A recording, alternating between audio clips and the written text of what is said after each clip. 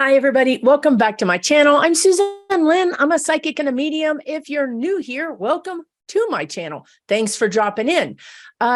If you are new here, or maybe you just need a reminder of how things work over here on Susan Lynn, Alice in Wonderland, Psychic Wonderland, let me just tell you, I am a channel. I'm channeling about 40% of my sentient human communication, being, whatever you want to call this. And 60% are some specific spirit guides that I have that are working with me specifically to answer political questions. You know, don't we all want to know what's going on behind the curtain? Don't we all want to have a peek into the energy of these politicians? Don't we want to know what the outcome of some things are going to be? That's why I do these videos. Am I 100% accurate? No.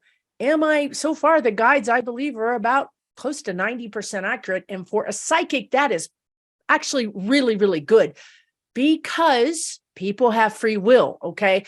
I can tell you they're going to do something. And some people like, Mitch McConnell, tend to not do it. He will not conform to the energy. If that man was in boiling water, he would just try to wait it out, right? So that's one way that I get information, right? I look at the energy around the situation or around the person, and I think, wow, they're in boiling water. They're going to jump out. What can that mean? It can mean they may need to rat on somebody to get out of that boiling water, or it might mean that they need to step down.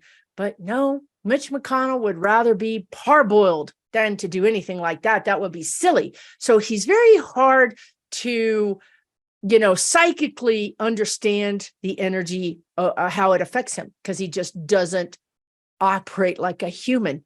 Maybe he's not, right? I've often wondered that myself, to be honest with you. Now, the other way I get information is through my spirit guides. I just mentioned them, right? They will weigh in on subjects, and sometimes they won't. Sometimes humans just don't need to know. It might be above our pay grade, but more often than not, they do weigh in on the information. So that's really helpful for us. So today, I want to dive right into this Rand Paul fire at his office. Now, you probably heard about this. Maybe you haven't. Rand Paul is the senator from Kentucky. And he, over the weekend, his office was burned down. I mean, there was a tremendous fire at the building that houses his office. It also houses a law firm. The fire was so big that it took firefighters, I believe, an entire day to put it out. It did spread to, I think, adjacent buildings. And you just got to wonder, right? Like, what could cause such an intense fire, right? Having lived in historic downtowns or historic cities, fires happen. Obviously, they happen everywhere, right? But when you have one of these old historic buildings, it's been my experience that they're able to put the fire out before it burns the whole building or spreads. I mean, usually, right? This seems like a pretty intense fire. So my question to the spirit guides is, was this allegedly set, intentionally set? Was it allegedly arson? Or was it just, oops, some rats chewed the wiring? Or there was some real logical explanation behind this fire. Now, you got to know, right? You got to know, if I'm here doing a video with you right now, you got to know that it's not a nothing taco. There's something in the taco. Maybe it's jalapenos. I don't know. Maybe it's some surprise thing that we don't even want in our taco, right? So let's look. Let's dive in and see what is the energy. Now, I have to be a little bit careful here, so I'm going to use words like allegedly, and I'm going to use words like for entertainment purposes only. But I'll tell you guys, there's a lot of energy around this fire. And I will also say that my spirit guide team right here, they're saying it is suspicious. And they're saying that it's being investigated as a suspicious fire. Now, if you've ever had or known, or maybe anything has happened. I hope never to you. And I hope never anybody's ever been hurt.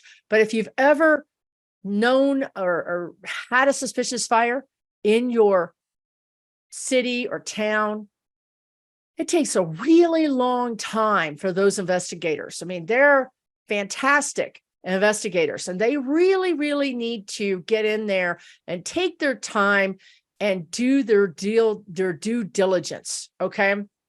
Now, so what I'm trying to say here is we're not going to get an answer today, tomorrow, next week, or next month. We're not. Now, the interesting thing too was that this fire was so bad that the building has been condemned and it will be torn down. Post haste. Now, when do we ever see that happen, right? Well, when somebody's got something to hide, right? They want to get in there and they want to say it's within our rights to tear this building down. Maybe they can get the city on their side and say, oh, it's a health hazard. It's going to fall down and hurt somebody. What does that do? That really doesn't give the fire investigators much time to get in there and do a thorough investigation. The guides are saying their investigation is going to be truncated, which is shortened. Now, I'm getting the feeling right now that nobody really wants to find anything, if you know what I'm saying, wink, wink, right? There's not a lot of energy behind doing a real thorough job here for some reason. Now, why is that? Let's dive into the energy. So when I go into, and this is for entertainment purposes only, when I go into Rand Paul's energy, I feel that there's something he's hiding. There's something to hide there. I did hear, and I don't know if this is true, because I can't find the information, but I'll ask the guides and we'll give you their opinions. But I did hear that Jack Smith had been, sort of politely asking for some information from Rand Paul. Now, in recently, this is allegedly recently. Now, if this is the case, then, the plot thickens dramatically, right? But I'm going to ask the spirit guides. We'll go straight to the source, and the spirit guides say, yes, Rand Paul was under investigation, is under investigation. Investigation might be a little bit too heavy of a word. A person of interest. Okay, so they want to change that to Rand Paul's a person of interest. Apparently, that means that it's a different qualifier, and it really means something in Fed speak. So he's a person of interest. Right. The guides are saying, it could be nothing, right? I mean, he's a person of interest. He's not being investigated. I need to really correct that. But obviously, when you do this type of work as an investigator, meaning Jack Smith's prosecutors that are investigators, when you have a person of interest and all of a sudden his office burns down so elaborately, so tremendously, that it's a lost cause and everything in it is lost. Well, that pretty much means we're going to get to know each other real well, right? That prosecutor is going to become really friendly with Mr. Rand Paul. Now, so the other thing that I would like to tell you guys is the guides are telling me that the prosecutors, the DOJ, the prosecutors that are prosecuting, I believe this is in relation to Jan 6, but it also is in relation to breaking news, but not really. And hopefully I remember to come back and address this, to some money that could be coming from a foreign country. Can we all guess that foreign country? I believe it starts with an R, and I believe they're currently attacking innocent civilians in Ukraine. So there's a couple of different things that are of interest to the feds, to the DOJ regarding Rand Paul.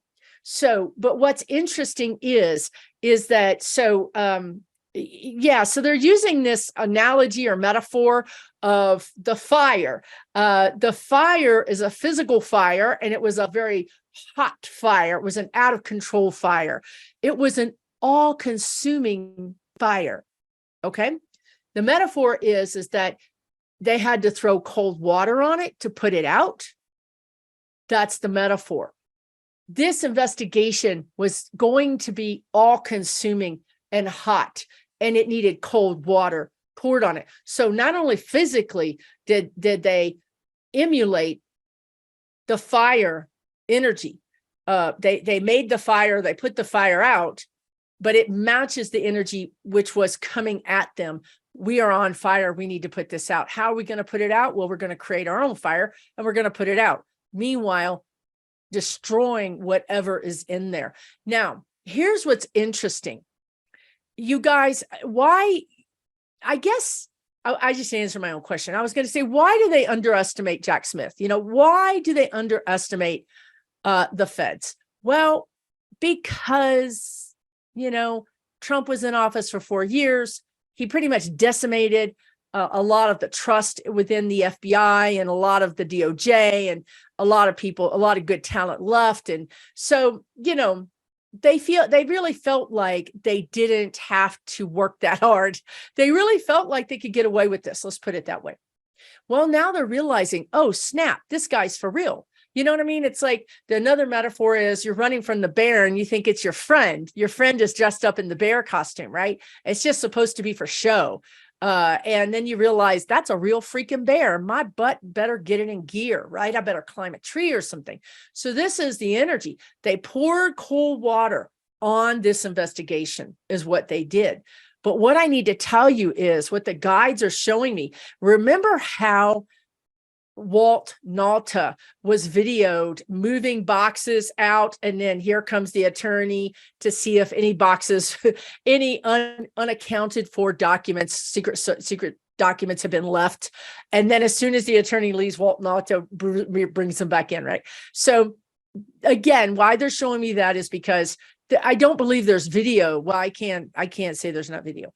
It's not exactly the same thing, but it is the same thing. In other words, Jack Smith knows.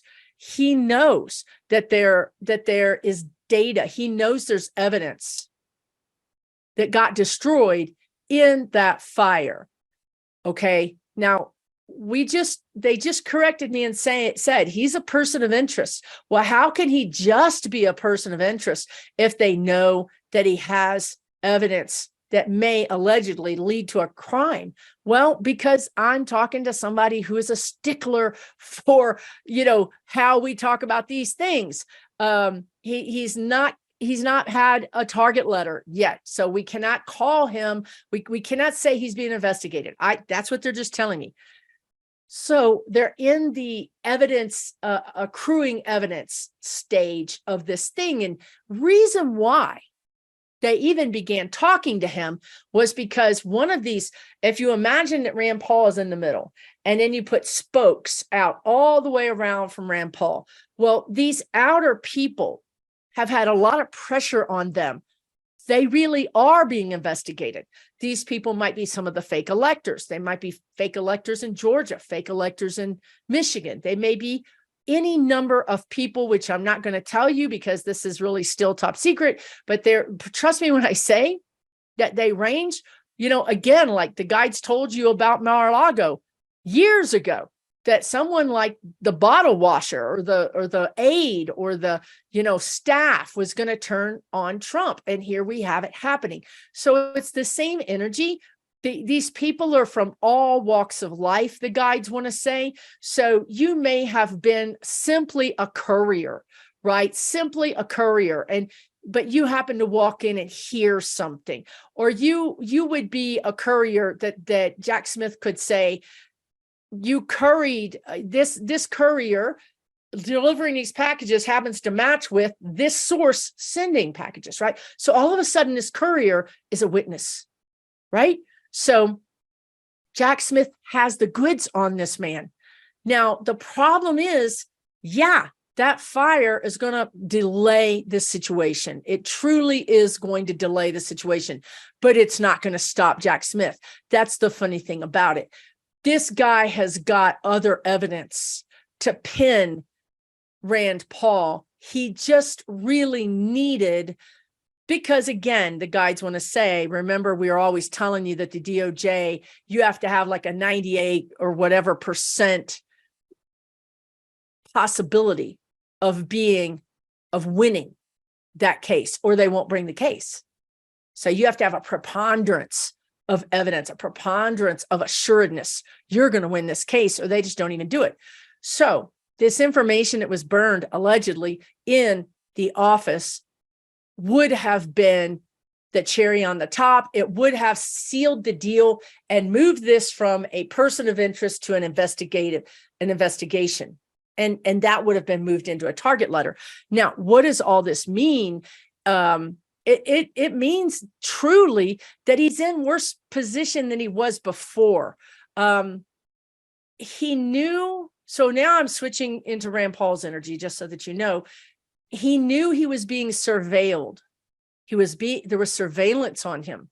He knew he couldn't take this information out of the office, or he felt, let's just use he felt, he was, because people who are allegedly criming, they get kind of paranoid, right? That kind of helps the authorities, because these people start making mistakes, so they start acting a certain way, like allegedly burning down their own office to avoid being arrested. So he really felt like he was being surveilled, being watched. And I gather that the information that he has, I don't understand. Was it too big? Again, like Trump couldn't just take some documents and put it in his jacket, right? This man had boxes and boxes and boxes of documents. So what I want to understand is, why couldn't he take the alleged information and put it in his jacket or briefcase and walk out with it? Surely it wouldn't raise the suspicion to even walk out with a box or two, right? That should be pretty normal. Oh, that's why. So they just told me because he was being surveilled, because once he left this is really getting interesting. Once he left his office with anything at all, wherever he took that to would then also be on a subpoena, a search, right? So he didn't want to give up. He's got storage areas that are just like, Joe Blow's self-storage. So he's got these places. There's many of them around that area, around Bowling Green and around that area, that he doesn't want anybody to know about. Okay, let's just put it that way. That's a whole nother thing. I don't want to get too crazy into this, but I'm just telling you the energy is there for anybody to see it. So if I can see it, this man is not doing a good job of covering his energetic tracks. Typically, when you go into somebody who does a lot of this kind of work, they really block me from seeing, but I'm telling you, I'm just tooling along with this dude, right? I'm just walking right along. And I'm telling you, these storage facilities are, let's just call them active. Let's call them actively visited, which again is a mistake, because storage facilities always have cameras. They always have log in, log out codes. He's also using a, I don't know how much I want to say. I don't know that I want to say this. I don't want to say this. And not because I'm worried about my safety, because I'm worried about tipping the situation.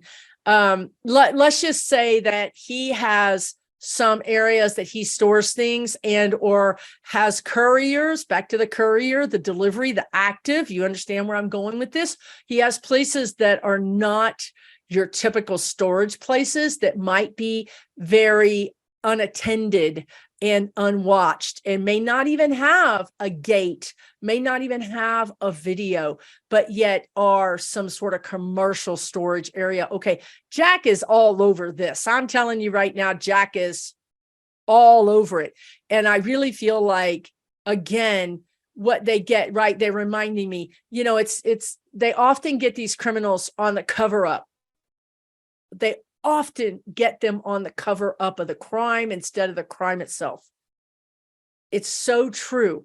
The FBI often gets these people on the cover up. This is what's going to happen with Rand Paul. He's covering this stuff up. If he just would have said, hey, here's what's going on, let's, take me to court. I'll fight it. I'll do whatever. I'll stand up for myself, right? If he really believes that what he's doing is right and not breaking the law or not going against the Constitution of the United States of America, then he should have the cojones, the walnuts, to stand up for it, don't you think? Mr. Libertarian, Mr. Government should get off of my case, right? Well, stand up for your rights, right? Show us all what you're made of. So that's really interesting. So I'm going to tell you that this is really going to come out, that you're going to learn all of this. I do think it might be 6 months before this stuff comes to the daylight. Also, the guides are saying, and this has been a theme, right? The guides have told you that investigative journalists were going to sort of be pushing the DOJ. Remember also that metaphor that they used for a really long time of this boiling pot and the lid is popping, pop, pop, pop, pop. And Biden has his hands on the lid and he's just smiling, because the camera's up here. You can't see this lid is popping. The lid blows off of the pot, and it does so because of investigative journalists. Now, that was 8 months ago? The guides kept saying that. And then what do we have? Investigative journalists have been busting and breaking open the Harlan Crow, the Thomas, all of the Supreme Court justices. The investigative journalists have really been doing a great job. And so in this case with Rand Paul, I see the investigative journalists nipping at the heels of the DOJ. So in other words, just staying right on there, almost catching up to the DOJ with what the DOJ knows, right? So that's going to make this whole thing with Rand Paul, this alleged thing with Rand Paul, it's going to make it happen a lot faster, okay? And I think 6 months you might think that's fast, Susan? That's fast. Believe me, that's about half the time of one of these types of arson investigations and or investigations that, listen, it took 2 years to get Nixon, right? This stuff is really going faster than you think it is. So I would just tell you that the two things I want to say, there are two completely different things. I'll just say that the other thing that popped, the guides downloaded into my brain about this situation, alleged situation with Rand Paul, is that allegedly Jack Smith is going to go the extra mile. Like, listen, he could just take Trump. He could allow Fani Willis and maybe one of his cases to take out a few Congress people and call it done, right? I mean, that's a lot for this country, to be honest with you. It's very destabilizing for the country to be indicting and possibly convicting sitting House or senators. It's very unstabilizing for this country to have our deep secrets exposed, that perhaps some of these sitting House members and some of these sitting senators have deep, and maybe even the word is traitorous, connections to a foreign country. That would be very destabilizing for this country. And until recently, I really didn't think they had the guts to do it. I knew that they were going to convict Trump. I knew that they were going to convict a handful of Congress people, maybe a senator. But again, these have to be laws or cover-ups of a crime. They have to be laws on the books. A lot of things we think should be a law, turns out they're not. We have to have real, just black and white in that book laws and crimes that we can convict them on. Now, where I'm surprised at the information that I got is that Jack Smith he's not stopping there, y'all. He's not stopping at, this is amazing because I never thought this would happen. He's not stopping at Jan 6. He's not stopping at, the votes or the secret documents. No, he's not stopping there. He's following those crimes all the way across the world to other countries, primarily Russia. So he is going to uncover and to publicize, convict, indict. I don't know what the word is, that some of these Congress people and potentially even Trump himself, and also a senator allegedly, maybe similar to Rand Paul, took foreign money. Okay, guys, now we got a different ball game here. We just went to the World Series. We were in the All-Stars. We just went to the World Series. Wow. I cannot believe that. This is for real energy. This is take no prisoners energy. That's what this is. This is Biden saying, not on my watch. If we have to burn it down, if we have to really destabilize our Senate, our Congress, if we have to really deal with the hue and cry of these traitors while we investigate them, so be it. If the DOJ is 98% sure that they can get a conviction based on Russia meddling in our United States of America, which I know, again, the guys have already said this has already been public, but we haven't been paying attention. They meddled in our election, but nobody seems to care, right? A few senators, a few Democrats have said, hey, they meddled, hasn't caught any traction. But this is, again, back to that thing they just said, break a law, right? Okay, so Russia meddled in our election. That's kind of a diplomatic problem. That's a problem like, well, do we want to go to war with Russia? Right? What options do we have here? Now, that's one problem.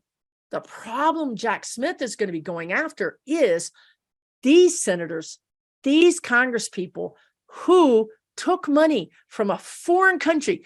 Don't care if it's Russia. It could be a lot of other countries. Believe me, a lot of countries would love to buy a senator, right? So that is a law. Now, these American senators and Congress people have broken a law. So no, we couldn't go after Russia for attacking us, but we can go after them this direction. And hearing just now that Jack Smith is going to do this is just the icing on the cake for me. I feel like it's my birthday, Christmas, and New Year's, and everything all rolled into one. I'm super happy about that. I'm also happy about it because when the guides tell me things like this, with this kind of specificity and this kind of energy attached to it, it means it's a foregone conclusion. The only thing that would be open for discussion is which ones get caught with their fingers in the cookie jar. That's the thing. They have to do their due diligence. And honestly, yes, it is very possible that a couple of Congress people could have had their fingers in the cookie jar and covered it up really well. And therefore, they're not going to go down for that. However, they're not going to get scot-free because, again, we are going to be a democratically, meaning the party of the Democrats is going to be in control of the Senate, the House, and the presidency. And you guys, they're going to get busy and they're going to really put some laws forward around this. So we're going to tighten the controls around any sort of ethical or it really goes beyond ethical. It's really a law, but we're going to somehow tighten. Again, it's a little bit of that loss of freedom. I know you guys freaked out about that, but don't think of it as loss of freedom. If you think of wearing a seatbelt, if you lost your freedom, right? Well, we saved a lot of lives. If you thought taking a vaccine was losing your freedom, well, we saved a lot of lives. Sometimes we have to reduce our freedom for the betterment of our civilization, for the betterment of our society. So when I say losing freedoms, I mean losing the freedom to carry an AR type gun to Walmart or to the, Little League game. I'm not talking about losing freedoms. I'm talking about common sense, right? So right. So they're saying another thing would be having bigger and more important background checks for senators and for House members. Apparently, you have a background check, right? If you're going to get some sort of Secret Service or some kind of higher classification. Well, we may be instituting more background checks that are just baseline, right? We may actually submit these House members and these senators to a yearly, sort of a background check. We might look into their bank account. We might probe a little bit more. That's them losing their freedoms, people. This is what the guides keep telling you. We have to get control of this. It's a too willy-nilly. And these loopholes that the Republicans have found, they're big enough to drive semi-trucks through, right? Okay. Now, the other thing, so that's all good news. In 6 months, as a matter of fact, basically all hell is going to break loose in 6 months. Let me talk about the timing too of the latest court case date with Trump and Walt Nauta, which is not until May of next year. You guys, this is what the guides have been telling you. It's right. It's right what the guides have always told you. Okay, let's refresh. Okay, so this fall, indictments, target letters fly. You get an indictment, you get a target letter. Everybody gets one. We're going to give them out like candy at Halloween. Okay, that's this fall. The court cases start popping around spring, around April, January all the way through May. That's exactly what the guides told you. Now, one of the reasons why this one court case with Trump and Walt Nauta should take longer, makes sense for it to take longer, is because it's the FISA, because of the top secret documents. All these people have to get clearances to be able to see the documents, even the redacted documents, even the documents that they chose, which are the most vanilla of all of the documents. They can't even get clearance to see some of the documents that Trump had. So they're going to cherry pick the vanilla ones, which are still top secret, and then they're still going to be redacted. And then those people still have to get clearance, meaning their attorneys and blah, blah, blah. Anybody who has contact with that document needs to get clearance. That takes time. This isn't out of the realm of possibility. May is not out of the realm of possibility. Now, the other thing is that as soon as Aileen Cannon picked that date, I saw like everything in Jack Smith's office like clicked into gear. Like they were waiting for that date. They needed a set date so that then they could do all of the rest of their investigations or target letters. Okay. Once they had that date, once that date was on the calendar, then they were free to move forward. And I don't know why that is, but that's just the energy of it. So now we're looking at Fani Willis. Fani Willis has grand juries going right this very minute. And when those are done, she's going to be able to then issue her indictment of Trump. We think that's going to be in August, right? Right now, I just heard August 14th. I could be off because all of this is free will, right? Fani Willis there may be some thing that changes that, right? But it doesn't look so much like the first week of August. To me, it looks more like the second week of August. Now, the other thing that's happening, remember for you long-term viewers, what we had was Trump looking at us, right? We had Fani Willis, we had Tish James, we have Alvin Bragg, we had E. Jean Carroll. We had all these people lined up looking at Trump. All of these people represented prosecutions or investigations or court cases against Trump. And remember what happened?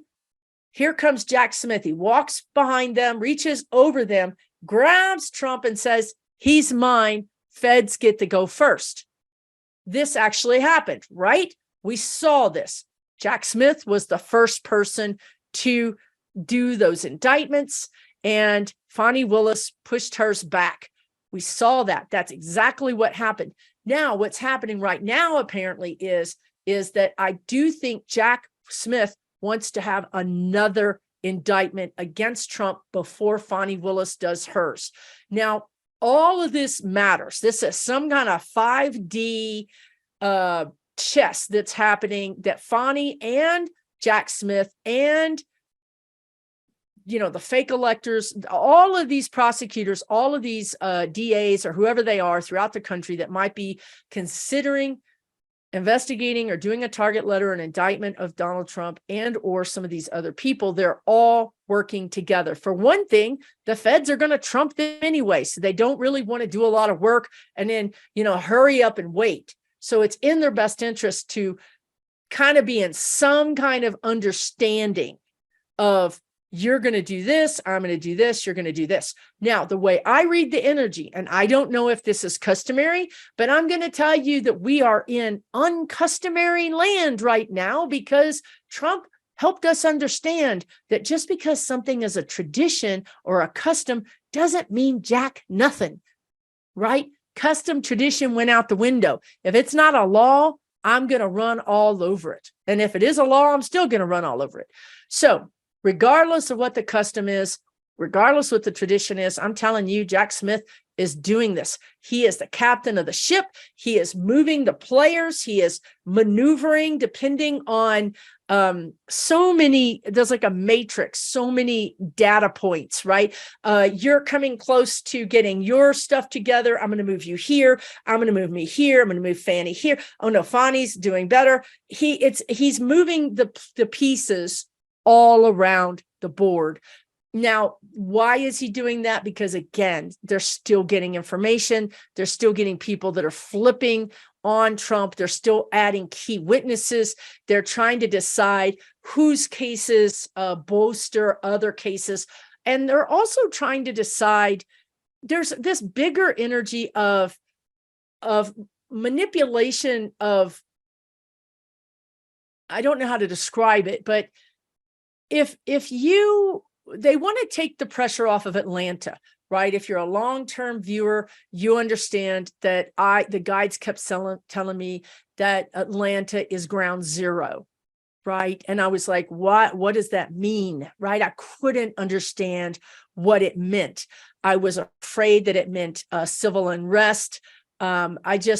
I just didn't. And I knew that it had something to do with Fani Willis, right? Because she's Atlanta, that's the place where this is happening. And Fani Willis is really going to be one of the bigger cases. She's really going to be the case. In some ways, she's going to knock the ball out of the park. Okay.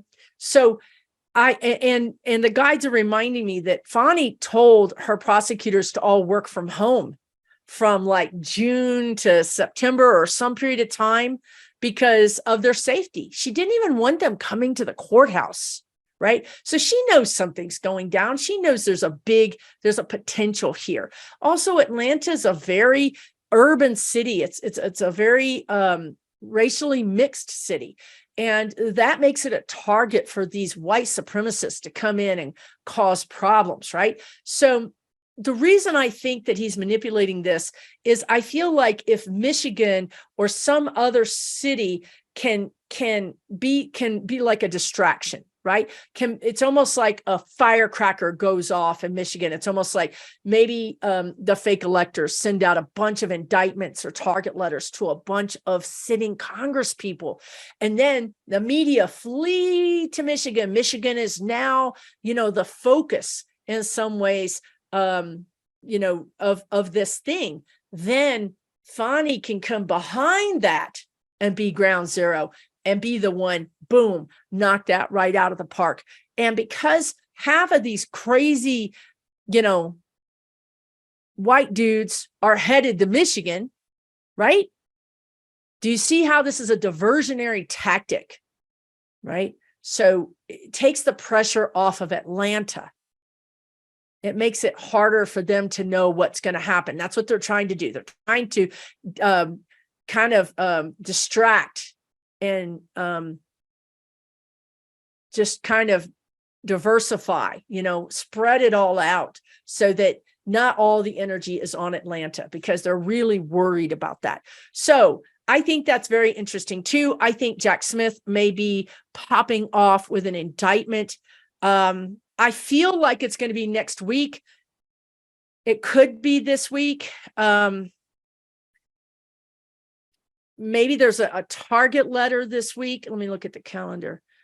Right. I don't know, guys. I'm getting more energy towards August 1st through 4th. Maybe I'm wrong. But right now, the next 2 weeks, sometime between the 24th today and the 4th. But it seems like, I don't know, the energy just seems stronger in August. Heck, maybe he's going to do 2. Maybe he'll do 1 and Fani will do hers. I don't know. Maybe there's going to be a 1-2 punch, or maybe Michigan will come up and do 1. But there's going to be some more indictments, you guys. There's going to be a lot more indictments.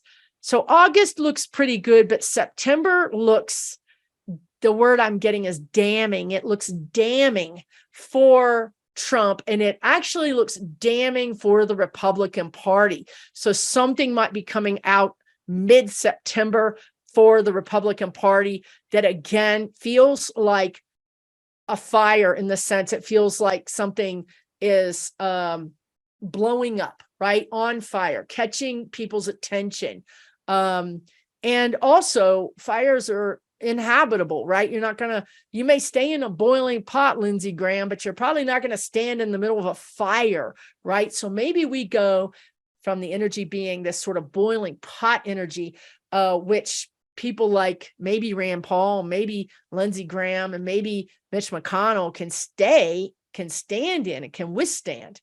Well, we're going right into the fire, out of the pot into the fire in September. It's interesting. I swear everything is speeding up, because about 2 months ago, this energy that I'm feeling in September was happening in October. And now it feels like it's moved up a month.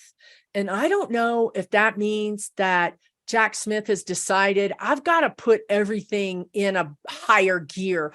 Right. Well, okay. Right. That makes sense. The guys just said, well, hello, people are burning down their offices allegedly. Right? Then you're going to have to be quicker at your investigation, because if people are actively getting rid of the evidence that's against them because they can see the writing on the wall, or God forbid, there's a mole in the system somewhere that's letting them know, then, then Jack Smith is going to have to put this in. He's going to have to, as we say, find another gear. He's going to have to put it in overdrive. Right. And he's willing to do this. This is one of the contingency plans that this man had. When I just looked at it and I thought, God, I was thinking to myself, the DOJ doesn't move fast, right? This justice doesn't move fast.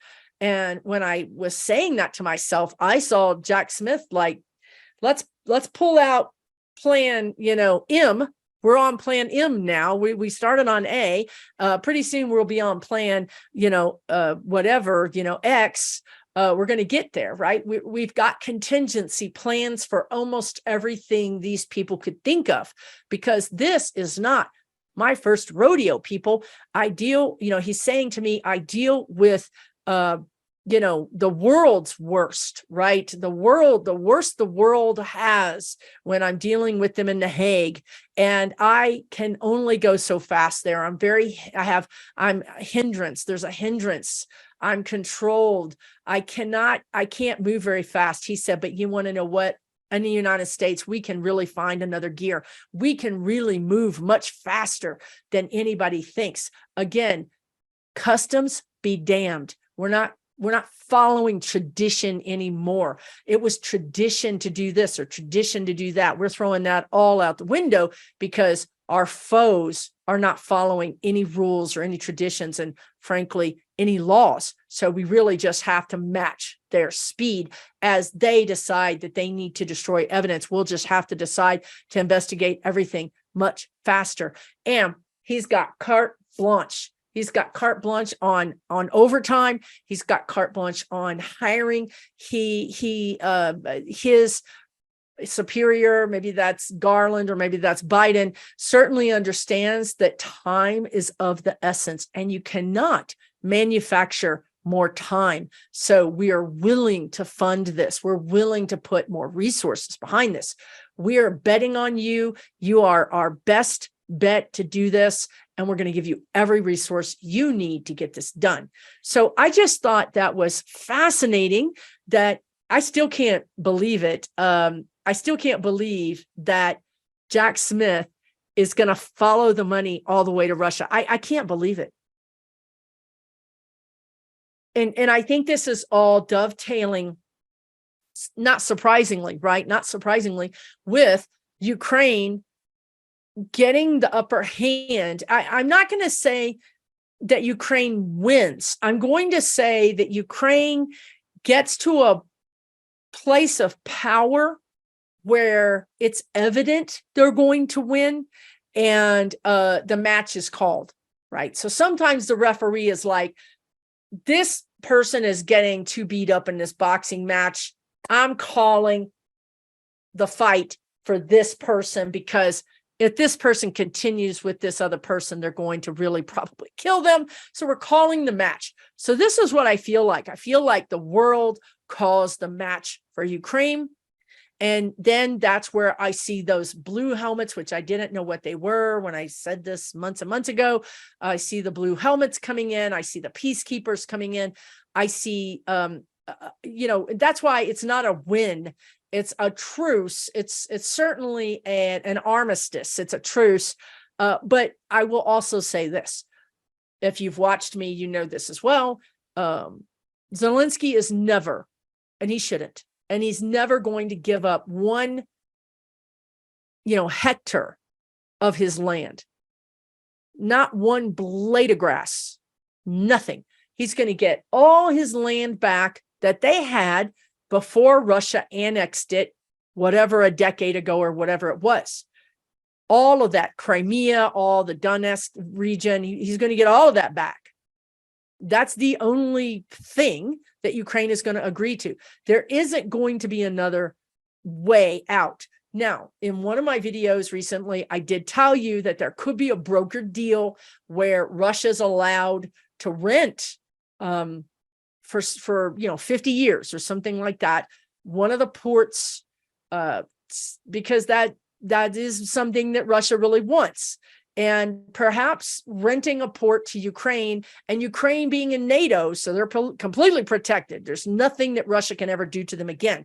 So maybe that's the bargain. You go to NATO, you're going to give us rental of this port, access and rental of this port.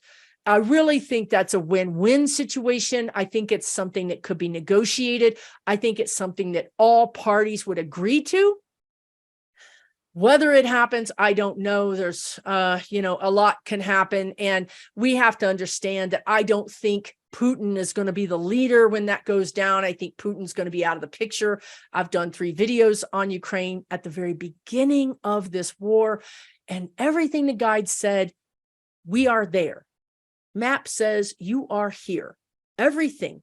The only thing they got wrong, or I got wrong, or we all got wrong, was the timing. I really thought the timing would be faster, but exactly what the guide said would happen, and even what some of the countries would said, all of that is was predicted by the guides in the very beginning. Now, the thing that's bugging me right now that Zelensky wants, that I don't know, I don't know how this is going to happen, but I've also told you guys that this was a deal breaker. I've told you guys this many times. They need to find the children that were bused. Some of these children the families were told that they were going, I swear to you, I mean, it sounds fantastical, but this is reported that these families were told that their children were going to go to a summer camp and that it would be safer for them. Now, these families, a lot of these families were either in the Russian occupied area of Ukraine or very close to those areas. And those people speak Russian, and I think they just trusted Russia. And their children are gone, like gone. And now there's other children that are gone that were from cities and towns that the Russians invaded that were Ukrainian, and those children were packed up and taken off too. Now, I feel like they were taken to farms. As a matter of fact, the guides are telling me right now, there was a young man, I believe he was about 15. He escaped his farm that he was, given to as labor. I mean, basically that's what happened, is they were indentured servants, let's just call them. He escaped and walked all the way back to the war zone, somehow got into Ukraine and lived to tell his tale. Okay, so we know these children were trafficked, right? But mostly because the Russians knew, the Russian Federation, Putin knew that all these men were going to be dead and there weren't going to be any children, because all the men that there were childbearing age men, the age of men that usually are raising families. No more families being had. They knew they needed to have kids. They knew they needed to have population. So they kidnapped these kids. So that's the stickler as well. I've told you guys that Biden has also told Zelensky that he will never stop fighting for those kids to come back. Biden will never stop. Zelensky will never stop. As a matter of fact, the image that they always give me, you can look back in all my videos, they keep saying the same thing, is that Zelensky will crawl over broken glass on his hands and knees to get those kids back. So that complicates things, doesn't it? Because if you just wanted to say, well, yeah, we'll lease a port to you. We get NATO, so we're protected. Yeah, that sounds like a fair deal. The stickler really might be the kids, because I don't even know that whoever takes over from Putin, I don't even know if they can find these kids. I don't even know. I don't think there's really registry. Well, they're telling me there is registry, but it's layered. Like, this person has the registry, but there's 20 layers over this person, and nobody really knows this person, right? It was not coordinated, I guess is what they're trying to say, right? So, and then as far as like who's going to take over for Putin, I again go back to those first 3 videos that I did before, right at the very beginning of the war. They told us that a military type person, whether this was a military person, meaning in the military, or a person who has a military style leadership, would be taking over for Putin. This person would likely govern for a few years, at which point Russia would sort of segue slowly into some sort of social democratic type country, where they would have free elections. I mean, really, I actually do see Russia turning more into a quasi-democratic country. I don't ever see it being fully democratic, but I do see it being, mostly democratic, mostly free elections. I say mostly because it's hard to know. It's balancing these powers and these interests. It's hard to balance those interests, right? So that's what I have for you today. Hopefully you found this interesting. Hopefully you found it entertaining, because it is for entertainment purposes only, right? But let me know what you think in the comments. Always enjoy hearing and reading your comments. Shoot them down below. Let me know what you think, and take really good care of yourselves. And you know what? I will be asking for questions, for your questions to ask my political spirit guides later today. So when you watch this video, you can go to the community page. If you're not subscribed, or even sometimes if you are subscribed, it's better if you subscribe. You're more likely to see it on your video feed. You'll see, boom, a post by me that says, hey, I'm looking for your questions to ask my spirit guides. If you don't see that, you can click the icon, the logo, and you can go to my main page. And then you'll see a row of kind of like labels. One of those labels will be community. Click that and you'll see it. And then you can put the question right there in the spot it's supposed to be in. If you're on your TV, that doesn't give you the option. You can go to your phone or a tablet or a different device. Hey, and if you've watched to the end and you're not subscribed, go ahead and subscribe, because I'm telling you, even though you're seeing my videos all the time, YouTube gives you a certain number of chances. If you don't subscribe, they don't really take you very seriously, and they'll stop showing you my videos. It happens to me when I'm out and about tooling around on YouTube. Sometimes I forget to subscribe and I stop seeing that person and I wonder where they went. Well, it's because you didn't subscribe. YouTube decided you weren't really that interested anyway, so they decided to show you something else. So if you're interested and you want to know what's going down, because a lot is going down, hit the subscribe button. If you want to know when I have a new video, hit the bell, hit the notification, and put notify me, and then you'll know. Right? You'll be in the know and you will know. Thanks again for joining me today. Take really, really good care of yourselves. Stock up on the popcorn, stock up on whatever celebratory thing that you like to do, because it's about to get really interesting around here, folks. Really, really interesting. Take good care. For entertainment purposes only.